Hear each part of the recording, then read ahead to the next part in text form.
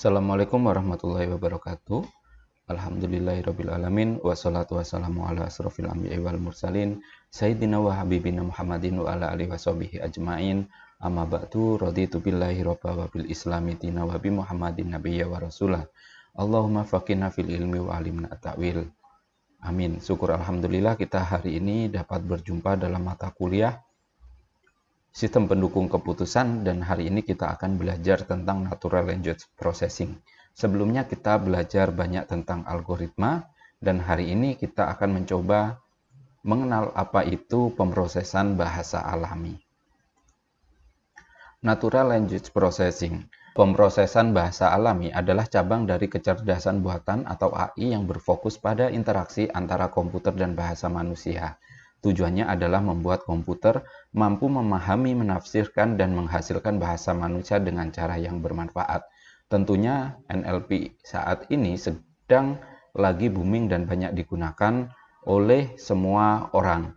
Di mana dengan NLP semua pekerjaan akan menjadi sangat mudah. Katakan yang dulu kita mengetik menggunakan keyboard, saat ini kita bisa mengetik tanpa bantuan keyboard, yaitu menggunakan proses speech to text, di mana dengan suara program tersebut bisa mengidentifikasi menjadi tulisan dan akan dilakukan pemrosesan selanjutnya.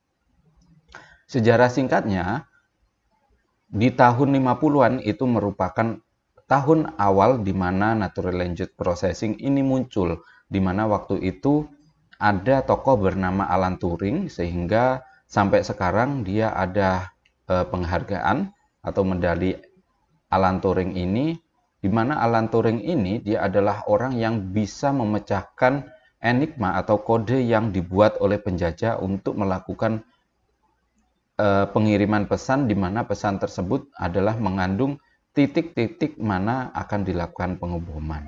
Sehingga dengan adanya Alan Turing ini, ketika pesawat itu menuju atau berangkat menuju titik pengeboman, maka artinya daerah kekuasaan musuh sedang lagi tidak begitu ketat diawasi, sehingga disitulah dia melakukan serangan balasan. Sehingga dengan adanya Turing test, proses pengeboman atau penyerangan musuh atau yang ke Nazi ya, itu bisa sepenuhnya berhasil dan musuh dengan mudahnya tumbang karena kelemahan itu tadi. Kemudian pada tahun 1960-an terjadi pengembangan ELIZA atau chatbot pertama yang digunakan untuk robotik atau bercakap-cakap antara manusia dan robot. Pengembangan ini kemudian diteruskan dan menjadi topik riset, yaitu pengenalan metode statistik dalam NLP. Beberapa kemajuan yang dicapai NLP setelah digabungkan dengan machine learning dan deep learning pada tahun 2000-an itu menghasilkan tingkat kemajuan yang sangat-sangat signifikan, di mana seperti sekarang NLP bisa didukung oleh model besar seperti GPT dan BERT. Itu adalah dua perusahaan besar yang fokus dalam bidang natural language processing. Apa sih komponen utama dalam NLP? Tentunya yang pertama adalah tokenisasi, yaitu memecah teks menjadi unit lebih kecil kata atau frasa. Jadi komputer tidak akan bisa mengenali teks itu dan artinya apa sebelum dia melakukan pemecahan. Makanya kalau teman-teman lihat di ChatGPT, itu munculnya adalah text by text atau kata by kata, tidak langsung muncul banyak, serut banyak gitu tak, karena dia selalu mengenerate itu. Jadi bentuknya adalah analisa teks yang lebih kecil. Kemudian muncul part of speech tagging, yaitu mengidentifikasi kategori kata. Dia bisa berubah, kata itu bisa berupa kata benda, kata kerja, atau kata sifat misalnya. Misalnya kayak contohnya adalah ibu sedang atau ibu pergi ke pasar. Ibu adalah kata benda, pergi adalah kata kerja, dan pasar adalah kata benda atau objek ya. Kayak gitu. Jadi nanti dari part of speech itu dia bisa diteruskan menjadi parsing, yaitu menganalisis struktur tata bahasa. Dia bisa bahasa aktif, kemudian dia bahasanya pasif, dan yang lain sebagainya. Kemudian ada name entity recognition, yaitu menemukan nama orang, tempat, organisasi, dan lain-lain. Nah, name entity recognition ini sangat berbahaya karena dengan menggunakan keyword aja, si search engine ini bisa menemukan nama orang, tempat, organisasi dari orang tersebut. Makanya name entity recognition ini sangat berhubungan dengan kejahatan atau cyber security, di mana dengan menggunakan koneksi-koneksi internet orang itu bisa mencari tahu apa aja yang diperlukan. Kemudian yang terakhir adalah adanya sentimen analisis, yaitu menentukan emosi atau opini dalam teks. Misalnya, ketika teman-teman setiap pagi berangkat kuliah, maka teman-teman tidak akan lupa untuk berdandan misalnya. Nah, ketika berdandan di saat hari X, itu ada tetangga teman-teman yang bilang, "Tumben kamu cantik hari ini." Nah, biasanya kata tumben cantik hari ini itu mempunyai dua makna, yaitu makna positif dan negatif. Positifnya adalah memang benar-benar kelihatan cantik pagi ini, tetapi kalau negatifnya adalah apakah memang setiap hari itu nggak cantik, sehingga hari ini, khususnya hari ini, itu yang jadi objek itu diomongkan sangat cantik gitu. Makanya hati-hati kalau dibilangnya, kamu cantik hari ini. Makanya bisa menjadi dua makna, bisa emang benar-benar cantik atau memang biasanya nggak cantik. Nah, itu wallahu alam. Ini sentimen analisis inilah yang diteliti dalam natural language processing. Kemudian teknik apa aja yang digunakan dalam NLP? Sangat banyak. Yang pertama ada rule based system, yaitu menggunakan aturan linguistik yang ditetapkan. Misalnya adalah ketika kita menggunakan kalimat aktif, itu kita akan diperkenalkan dengan kalimat atau dengan pola pembentuk kalimat, yaitu subjek, predikat, objek, seperti itu. Kemudian ada subjek, predikat, objek, dan keterangan misalnya, dan yang lain sebagainya. Banyak sekali aturan-aturan yang digunakan dalam tata bahasa Indonesia ini. Kemudian ada machine learning, yaitu model belajar dari data untuk memahami pola.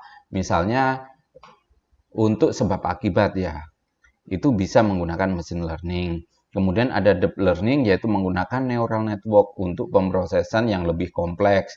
Nah, biasanya deep learning itu datanya juga semakin banyak dan datanya itu sifatnya adalah campuran. Kalau machine learning itu datanya seragam. Tapi kalau deep learning datanya campuran. Kemudian ada transformer, model canggih seperti BERT dan GPT yang merevolusi daripada NLP. Nah, ini kalau GPT berarti dia modelnya transformer. Dia bukan dari rule base, makanya dia kelihatan sangat-sangat canggih.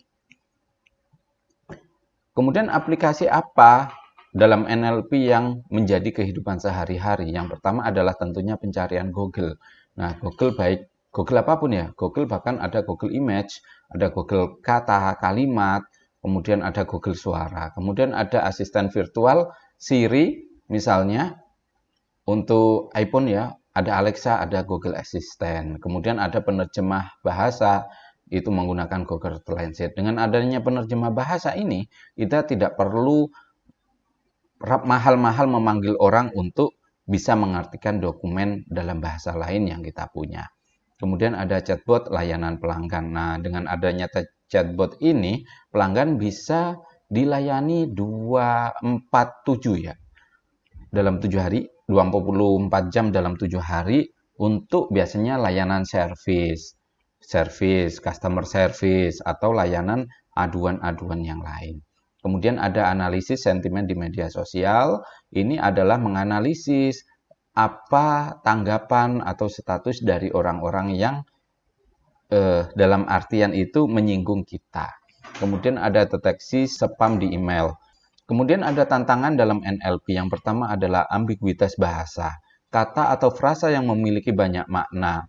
Jadi seseorang itu bisa salah diartikan. Banyak sekali teman-teman melihat bahwa Google atau apapun ya, Translate ketika membuat video dengan nada bicara yang digabungkan dari bahasa Jawa dan bahasa Indonesia itu dia mempunyai ambiguitas bahasa, frasanya berbeda.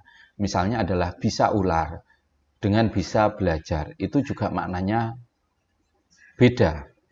Kalau bisa itu bisa makna dari konteks ya, tapi ambiguitas bahasa itu seperti hmm, seperti kalimat atau kalimat ya, seperti kalimat kerangka berpikir kayak gitu. Ada kerangka yang sedang berpikir atau kerangka berpikir beneran dalam artian penelitian. Kemudian ada juga ibu memotong setandan pisang kayak gitu. Nah, bisa juga NLP itu menganalisa terjadi ambiguitas. Ibu sedang memotong setandan pisang. Itu jadinya setan dan pisang kayak gitu. Itu adalah ambiguitas bahasa yang ada dalam NLP. Kemudian konteks. Kalau konteks ya tadi konteksnya adalah bisa ular. Kemudian bisa bisa ya dapat kayak gitu. Kemudian hari ini apel pagi. Kemudian ibu memakan apel kayak gitu. Itu beda konteks. Kemudian ada keberagaman bahasa, banyaknya bahasa dan dialek yang berbeda. Makanya ada tantangan tersendiri. Misalnya bahasa Jawa, dia mempunyai kosakata bahasa Jawa, bahkan tulisannya adalah menggunakan huruf Sangsekerta itu tadi. Tetapi kalau hurufnya ya Honocoroko ya Hanacaraka itu untuk bahasa Jawa. Kemudian ada juga bahasa Sunda, beda lagi. Ada juga bahasa Banjar, ada bahasa Arab, ada bahasa Cina. Akan sangat-sangat beragam bahasanya dan tidak bisa digunakan satu menjadi patokan. Tetapi dengan suatu standarisasi riset, maka semua itu bisa dirubah menjadi bahasa terstandar. Kemudian ada yang terakhir adalah ironi dan sarkasme, yaitu bahasa-bahasa yang sulit dipahami oleh mesin. Misalnya dalam bahasa Banjar itu adalah Rabawalu. Banyak-banyak lagi bahasa ironi, kemudian ada bahasa sarkasme yang memang mempunyai makna-makna yang hanya ditentukan atau dipahami oleh orang-orang tertentu. Misal ya mohon maaf ada bahasa slebel kayak gitu. Itu kan tidak ada dalam bahasa Indonesia, tetapi itu adalah bahasa untuk kiasan atau untuk gaya-gayaan ya kayak gitu bahasa anak muda. Kemudian kita akan mencoba menganalisis apa sih masa depan daripada NLP ini. Yang pertama adalah pengembangan model multibahasa, yaitu memahami berbagai bahasa secara lebih efektif. Saat ini kita bisa mengetahui bahwa ChatGPT itu kalau kita bertanya dalam bahasa Indonesia, dia akan otomatis menjawab dalam bahasa Indonesia. Kalau kita berkata dalam bahasa atau bertanya dalam bahasa Inggris, dia akan menjawab bahasa Inggris. Kita coba berkata dengan bahasa Arab, dia akan menjawab dengan bahasa Arab. Kemudian yang kedua adalah interaksi yang lebih alami. Komputer semakin mampu memahami konteks percakapan manusia. Jadi semakin ke sini, komputer itu juga tahu bahwa manusia itu sedang ngejokes kayak gitu, sedang ngajak bercanda. Makanya dia juga menanggapi dengan candaan menurut versi dia. Kemudian ada aplikasi di berbagai bidang, misalnya ada kesehatan, aplikasi hukum itu ada robot Donut Pay, kemudian ada aplikasi di bidang pendidikan, ada ChatGPT, dan yang lain sebagainya, dan lain-lain. Kemudian ada etika dan privasi, tantangan dalam penggunaan data. Nah, etika dan privasi ini biasanya sangat terhubung dengan data-data pelanggan, di mana kebocoran data pelanggan itu bisa terjadi. Makanya disinilah peran daripada NLP itu harus dikawal. Kesimpulan dari materi NLP adalah NLP merupakan jembatan antara komputer dan bahasa manusia, di mana misalnya ketika dua orang ini bertemu, katakan Anda mempunyai pacar orang Jerman, tetapi Anda tidak bisa bahasa Jerman, dan pacar Anda orang Jerman tidak bisa bahasa Sunda atau bahasa Indonesia, maka dengan adanya NLP itu keduanya bisa saling berkomunikasi menggunakan translator. Dia di ngomong, dibaca, gantian ngomong, dibaca seperti itu. Kemudian yang kedua adalah memiliki peran besar dalam berbagai aspek kehidupan sehari-hari. NLP ini di mana hampir 80% pekerjaan kita hari ini adalah berhubungan dengan NLP. Mulai dari Translate, kemudian Microsoft Word, kemudian ada ChatGPT. Termasuk juga ChatGPT bisa dibuat untuk membuat animasi, membuat video, dan yang lain sebagainya. Kemudian yang terakhir adalah terus berkembang dengan teknologi baru seperti deep learning dan transformer. Nah, NLP ini sedang puncak-puncak kejayaannya, di mana semua memiliki peran yang sangat vital di NLP ini. Bahkan untuk perusahaan besar seperti Gojek dan yang lain sebagainya itu juga menggunakan NLP untuk pemesanan dan untuk tanya jawab dalam aplikasinya.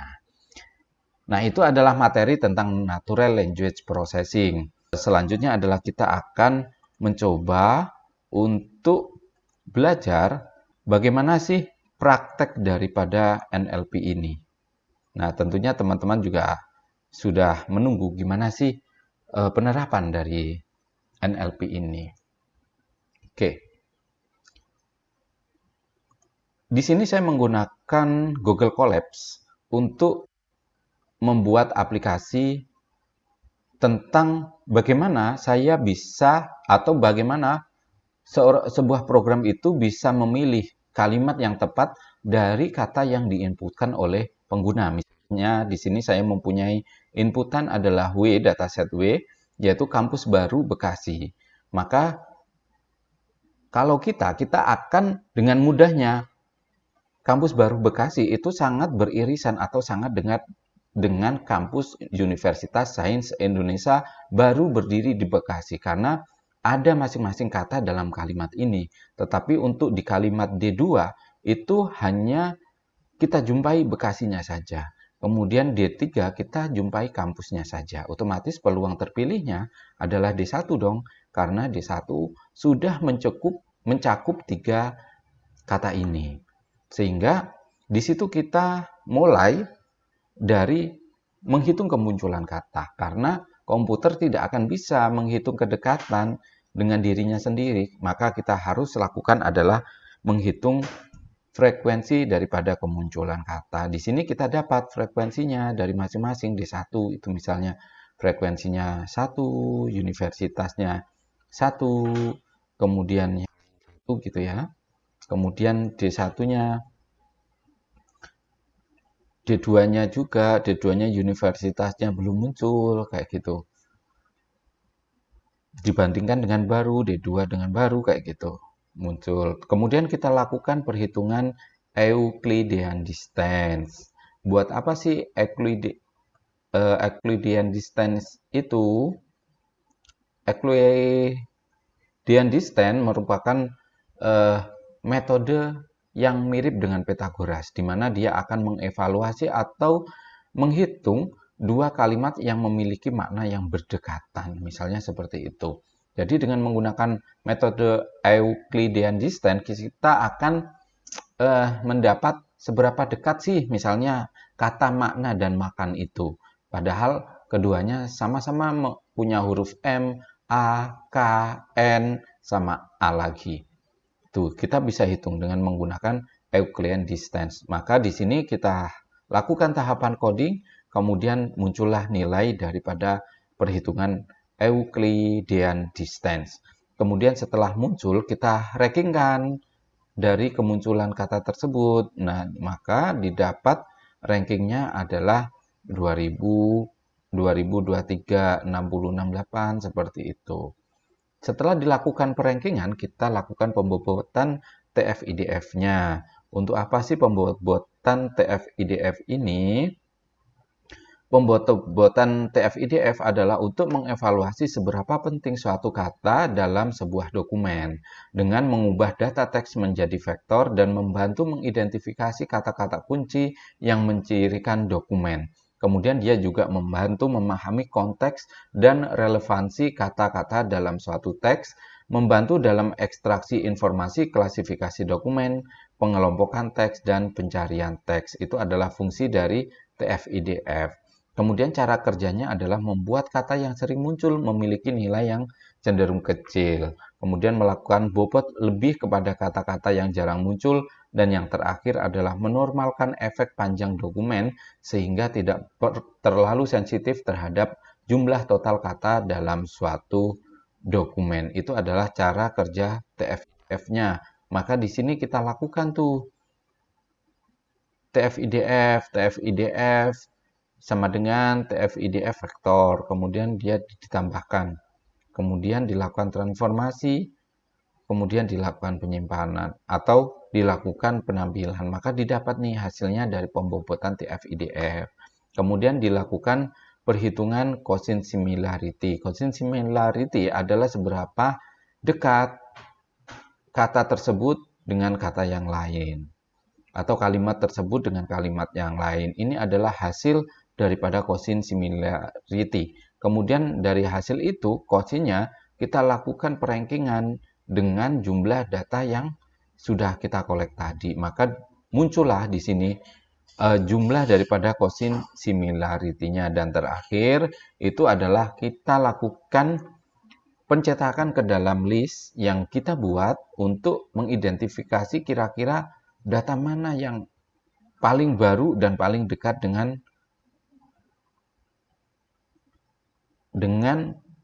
data yang diinputkan. Makanya di sini inputannya tadi adalah kampus baru Bekasi. Maka dari 3 ini dia harus bisa memfilter untuk menghasilkan jawaban yang tepat.